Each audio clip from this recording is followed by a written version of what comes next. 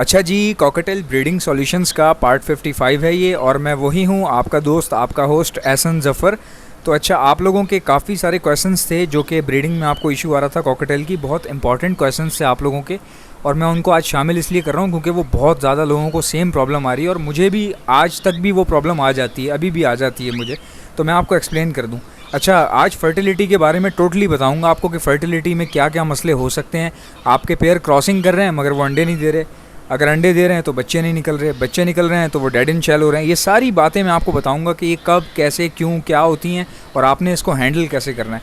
देखें, कॉकटेल में ये चीज़ें बहुत आम हैं, डेड इन शेल या इनफर्टिलिटी, या क्रॉसिंग कर रहे हैं मगर बच्चे नहीं, अंडे नहीं दे रहे, या फीमेल प्रेग्नेंट ही नहीं हो पा रही।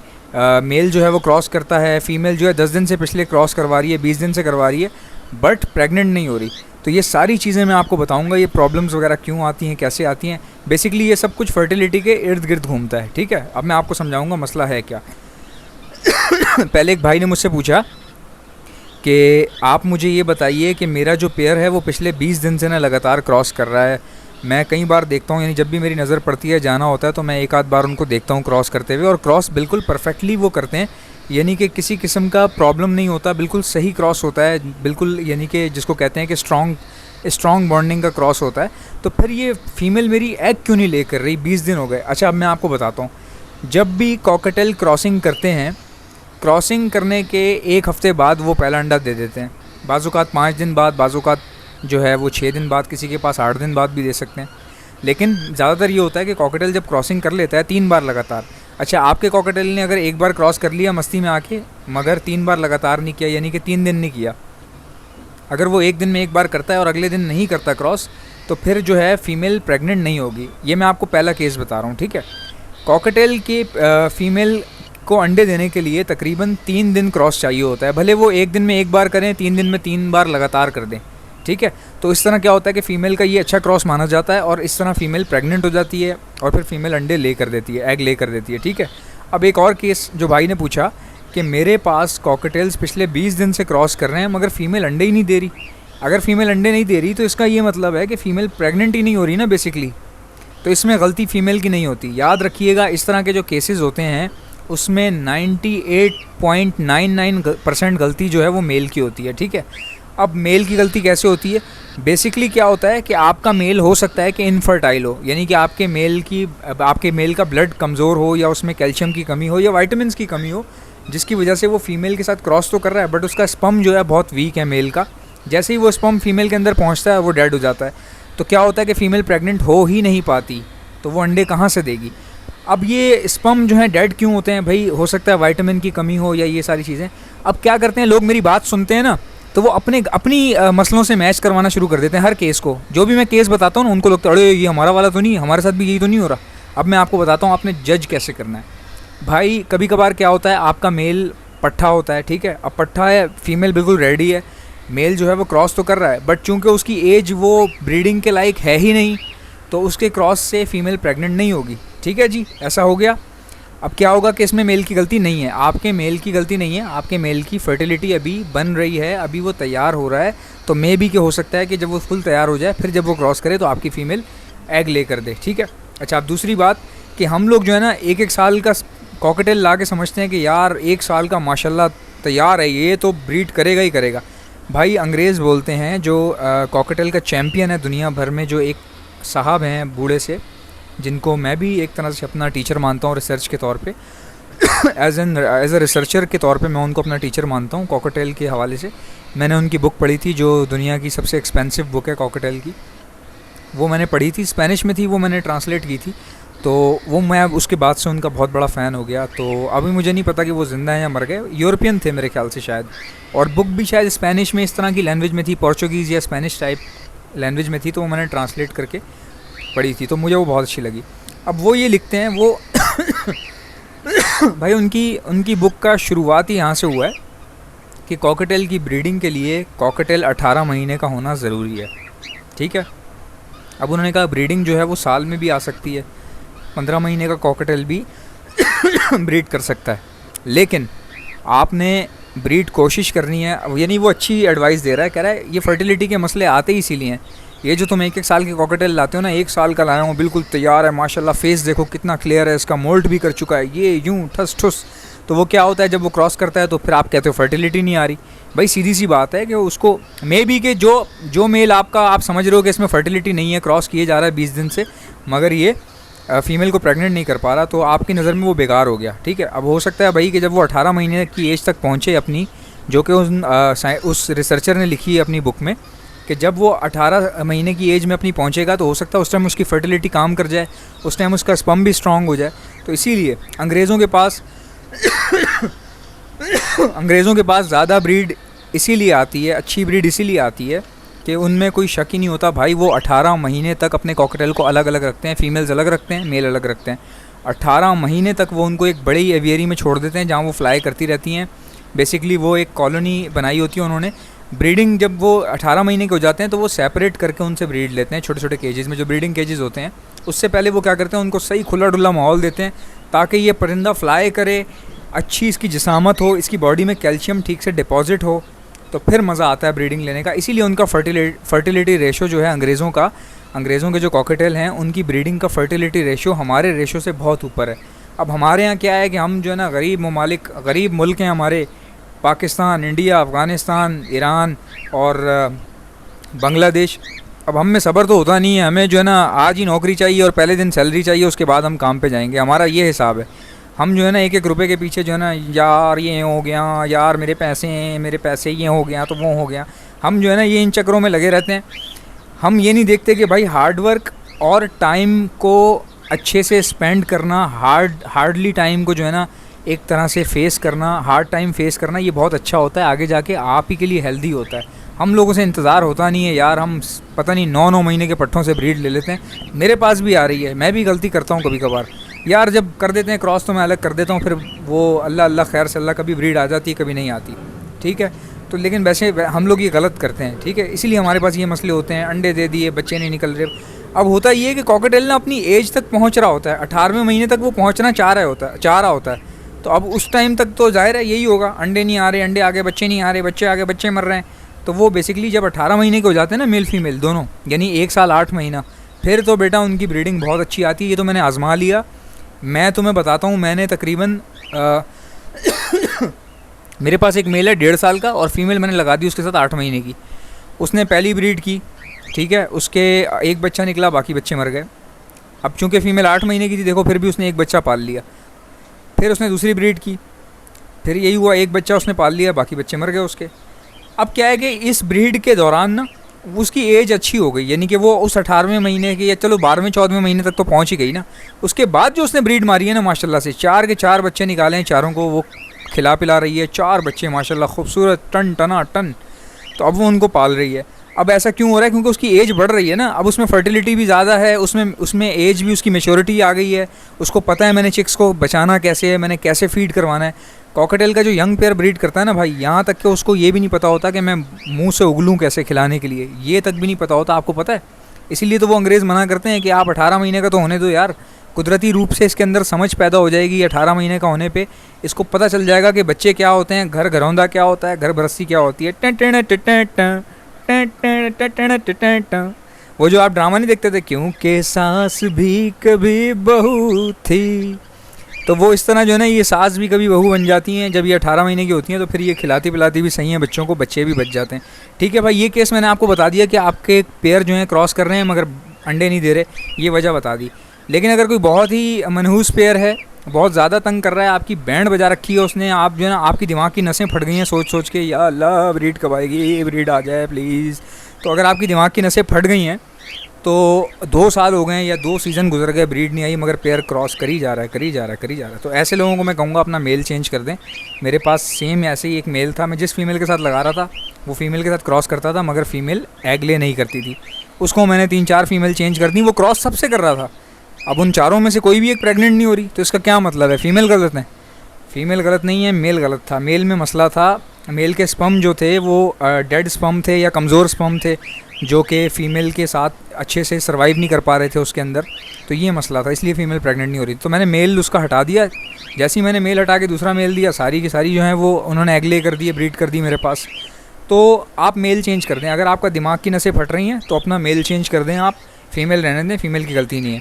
अब फीमेल की गलती कब होती है, मैं आपको बताता हूँ फीमेल की गलती कहाँ होती है। छोटे छोटे अंडे निकल रहे हैं, यानी फीमेल ने ब्रीड की, अजीब एबनॉर्मल से अंडे निकले, ठीक है, तो ये फीमेल की गलती है। कच्चे अंडे निकल रहे हैं, सही अंडे नहीं निकल रहे, नज़र आ रहा है कि अजीब से अंडे दे रही है, एबनॉर्मेलिटी है किसी किस्म की, एग का शेल टूटा हुआ है या चटका हुआ है, तो फिर ये फीमेल की गलती है, ठीक है। सेहतमंद एग जनरेट करना ये फीमेल का काम है, फर्टिलिटी प्रोवाइड करना मेल का काम है। मेल का काम है कि फर्टिलिटी पहुंचाए फीमेल के अंदर, उसके बाद एक सेहतमंद अंडा देना फीमेल का काम है, ये मेल का काम नहीं है। अब अगर फीमेल अंडे अजीबो गरीब किस्म के दे रही है, साइज़ के मसले हो रहे हैं, छोटे बड़े अंडे दे रही है, या उसके अंडे क्रैक हुए हुए निकलते हैं या क्रैक हो जाते हैं, या उन पे अंडों पे निशान हैं अजीबो गरीब किस्म के, वाइट और ब्लैक एंड वाइट किस्म के, तो इसका मतलब क्या है, इसका मतलब ये है कि आपकी फ़ीमेल बेकार है। बेकार कैसे है कि उसमें कैल्शियम की कमी है, कैल्शियम की या वाइटामिन की, डिफरेंट न्यूट्रिशंस की कमी है। अब ऐसा क्यों है, वही वाली बात, आप लोगों ने 12-12 महीने की, 8-8 महीने की लगा देते हैं, वो ब्रीड तो कर जाती है, फिर उसमें ज़ाहिर है उसकी वो एज तो नहीं पहुंची ना, कैल्शियम डिपॉजिट ही नहीं हुआ उसमें, आपने पहले ही ब्रीड ले ली। अब आप बोलेंगे यार ये बंदा कैसी बातें कर रहा है, हमें इतने साल हो गए, हमारे पास एक साल का कॉकटेल ब्रीड भी कर रहा है, पूरा सेटअप चल रहा है हमारा, तो भाई मेरा भी इसी तरह चल रहा है, मैं भी 9 महीने के कॉकटेल से ब्रीड करवा देता हूँ, ठीक है। लेकिन ये गलत है, इसमें फिर केसेस आते हैं आपके पास, मेरे पास नहीं आ रहे क्या, आ रहे हैं, बिल्कुल आ रहे हैं, तो आपके पास भी इक्का दुक्का आते होंगे, तो आप क्या करते हैं, पेयर उठा के सेल कर दिया। लेकिन अपनी डिटाई नहीं मानेंगे कि हम भी थोड़ा सा गलत करते हैं, यानी कि हम वक्त से पहले पेयर को लगा देते हैं।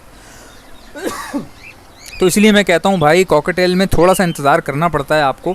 अब मैंने फर्टिलिटी का आपको बता दिया। अब एक भाई ने पूछा कि डेड इन शेल क्यों होता है यार, बच्चे जो है ना, यानी अंडे फर्टाइल है, मैंने टॉर्च मारी तो अंदर बच्चे नज़र आ रहे हैं मुझे, लेकिन वो मर गए हैं, यानी जब मैंने अंडे तोड़े तो बच्चे अंदर थे मगर मरे हुए थे। तो उन्होंने कहा कि ऐसा क्यों होता है यार, जब मैं, यानी कि पेयर मेरा फर्टाइल है, बच्चे भी अंदर हैं अंडे के, लेकिन बाहर नहीं निकले, अंदर ही मर रहे हैं, 2 बार ऐसा हुआ है। तो मैं उनको बताता हूँ ऐसा क्यों हुआ है। भाई डेड इन शेल का मतलब होता है बच्चा बन रहा था अंडे में, ठीक है, जब वो बन रहा था बीच में वो मर गया, अंदर ही अंडे के बगैर बाहर निकले, बीच में ही अंदर ही मर गया।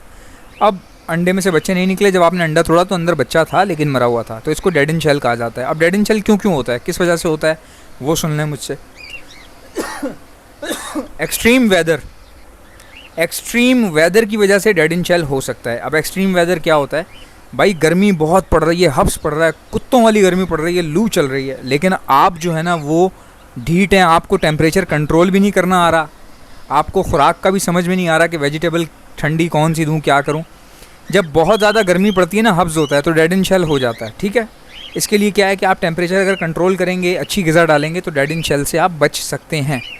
दूसरा डेड इन शेल कब होता है, जब बहुत ज़्यादा गर्मी पड़ती है तब डेड इन शेल होता है, जब बहुत ज़्यादा ठंड होती है ना, बहुत ज़्यादा यख, तब भी डेड इन शेल हो सकता है। ये 2 केसेस हो गए, ठीक है। अब तीसरा केस है जो कि बहुत रेयर है, कम होता है, यानी कि फ़ीमेल डिस्टर्बेंस की वजह से बाहर आ जाती है बार बार। बॉक्स में से अंडों पे बैठी होती है फीमेल, ज़रा सा कोई मसला हुआ कुछ, ये कम फीमेल ऐसी होती हैं, सेंसिटिव होती हैं, ज़रा सा मसला हुआ, यानी आवाज़ भी सुनेंगी ना, हवा चल रही है, तो फ़ौरन बॉक्स से बाहर आ जाएंगी, अंडे छोड़ देंगी, बाहर आके चेक करेंगी कौन आया हुआ है, hello mister, how are you, खाना खा के जाना है। तो वो उनकी ये आदत होती है, जब भी आप अपने सेटअप में जाएंगे ना, कुछ फीमेल की आदत होगी वो मुंह निकाल के बाहर देखेंगी पहले कौन आया, हेलो, टिंग टोंग। तो इस तरह की फ़ीमेल जो डिस्टर्ब रहती है ना, यानी जो ज़रा सी चीज़ों पे बाहर आ जाती हैं बॉक्स से अपने, तो उनका भी डेड इन शेल हो जाता है। कैसा लगा आपके भाई ने दिमाग कैसा देखें, आप दिमाग देख रहे हैं, आप रिसर्च हो तो ऐसी हो, वरना मैं तो कहता हूँ यार कॉकटेल तो बहुत लोगों के पास हैं, एक से बढ़कर। ये जो मेरे पास कॉकटेल है ना, ये कुछ भी नहीं है। मैं आपको बताऊँ, लोग एमराल्ड से ब्रीड करवा रहे हैं भाई, एमराल्ड कॉकटेल, एमराल्ड फैलो लेके बैठे हुए हैं, बाहर से इंपोर्ट करवाए हैं, ब्रीड भी आ रही है उनके पास, सब कुछ आ रहा है, लेकिन बस आ रही है। अब उनको पता नहीं है कि ये कैसे होता है, क्यों होता है, कब क्या करना है, ये सब बातें उनको नहीं पता, बस उनकी किस्मत है, लक है, बस लगा दिया उन्होंने पेयर, ब्रीड आ रही है। मगर मेरे पास उतने महंगे तो कॉकटेल नहीं है, मेरे पास ज़ाहिर है 10-10 लाख वाला, 2.5 लाख वाला पेयर तो नहीं है कॉकटेल का, लेकिन भाई दिमाग मेरे पास अरबों रुपए का है, ये याद रखना। मेरा दिमाग इतना तफ्तीशी दिमाग है ना, मैं तो, लोग मुझे दरख्त दिखाते हैं, मैं कहता हूँ नहीं मुझे जड़ दिखाओ, वो मुझे कहते हैं दरख्त देखो ना कितना अच्छा है, हरा भरा है, फ्रूट लगे हुए, मैं कहता हूँ मुझे तू जड़ दिखा, फिर वो कहते हैं यार ऊपर से दरख्त देखो ना, नीचे क्या करोगे, मैं कहता हूँ तू मुझे जड़ दिखा, तो मैं पकड़ता हूँ जड़ से, सही मैं पूरा पोस्टमार्टम करता हूँ, तफ्तीश करता हूँ कि क्या चीज़ कैसे है, क्यों है, कब से है, क्या मसला है, ये सारी चीज़ें होती हैं, ठीक है। अच्छा, अब जिन भाइयों के पास ये मसला आ रहा है कि उनके पेयर क्रॉस कर रहे हैं मगर ब्रीड नहीं आ रही, तो मैं उनसे यही मशवरा दूंगा कि भाई आप नफसियाती हो जाएंगे सोच सोच के। 18 महीने तक का आप ये इंतज़ार ना करें, आप पेयर उठाएं, सेल करें, किसी और से दूसरा पेयर ले लें, ठीक है। वरना फिर इसका हल यही है कि पट्ठे लिया करें आप लोग, 1.5 साल 2 साल उसको पालें, उसके बाद ब्रीड पे लगा दें। चलें अगर 2 साल बहुत ज़्यादा है तो यार 1.5 साल का तो कर लो, कम से कम 1.5 साल तो होना चाहिए ना, फिर आप ब्रीड पे लगाओ। भाई इंतज़ार करोगे तो ही अच्छी चीज़ आएगी। याद रखना, मैंने भी तो कितनी चोटें खाई हैं यार, ये चैनल देखो कहाँ से कहाँ पहुँच गया। मैं ऐसी अंधी-धुन लाइफ गुजार रहा था, बिल्कुल बेहोश लाइफ गुजार रहा था मैं। लॉकडाउन हुआ, मेरी जॉब चली गई, ठीक है। लॉकडाउन होते ही मेरी जॉब चली गई, मैं बिल्कुल यानी कि परेशान सा हो गया था, मुझे समझ में नहीं आ रही थी क्या हो रहा है क्या नहीं हो रहा। और फिर मेरे पास पैसों की भी कमी पड़ गई थी। अब कॉकटेल से मेरे पास आ तो जाता था पैसा, लेकिन ज़ाहिर है हैंड टू माउथ हो गया ना बिल्कुल, यानी पहले जॉब से भी आ रहा था, कॉकटेल से भी आ रहा था, तो थोड़ा अच्छा खर्चा हो जाता था। जब जॉब छूटी तो फिर ज़ाहिर है मसले मसाइल हो गए। अब करोना मुझे लगा सही हो जाएगा तो मिल जाएगी जॉब, दूसरी ढूंढ लेंगे, लेकिन इन्होंने माँ बहन एक कर दी। करोना ने इतना मुझे तंग किया, मैंने कहा करोना प्लीज़ नहीं, करोना करोना प्लीज़ नहीं, करोना। तो मैं करोना को समझाता रहा मगर करोना ने नहीं सुनी मेरी बात। अभी ये दूसरा साल चल रहा है, फिर यार दोबारा से जो है ना लॉकडाउन लग गया कराची में, और हमारे दिमाग की नसें फट रही हैं कि हम करोना से पता नहीं मरे ना मरे, लेकिन हम जो है ना अंदर घरों में बंद रह के मर जाएंगे भाई, यानी कि हम बेहोश पाए जाएंगे किसी दिन, लाशें निकल रही होंगी हमारे घरों से। तो भाई हमें जाने दो, लॉकडाउन खोल दो यार, खुदा का वास्ता है, लोग भूख से मर रहे हैं भाई। तो खैर अब आप देखें मैं कितनी यानी टेंस लाइफ गुजार रहा था पहले बट क्या हुआ कि मैंने टाइम तो दिया ना, सर्वाइव किया ना मैंने। मेरे अंदर एक उम्मीद तो थी, उम्मीद थी यार मैं कुछ कर सकता हूँ, मैं इतना इंटेलिजेंट आदमी हूँ, मैं कैसे यार पीछे रह जाऊँगा इस दुनिया में, लॉकडाउन लग गया तो मैं पीछे रह जाऊँगा इसकी ऐसी की तैसी। मैंने सोचा, पढ़ा, स्टडी किया, यूट्यूब देखता था, लोगों को देखता था, तो मेरा ख्वाब था एक कि यार मैं भी यूट्यूबर बनूँ। अब मैं मार्केट जाता था ना परिंदों के, तो वहाँ पे ये सब लोग जो है ना, अब मैं नाम नहीं ले रहा, काफ़ी जो चैनल पेट चैनल वाले हैं ना, लड़के जिनको आप देखते हैं जिनके चैनल, ये सब घूम रहे होते थे माइक लेके।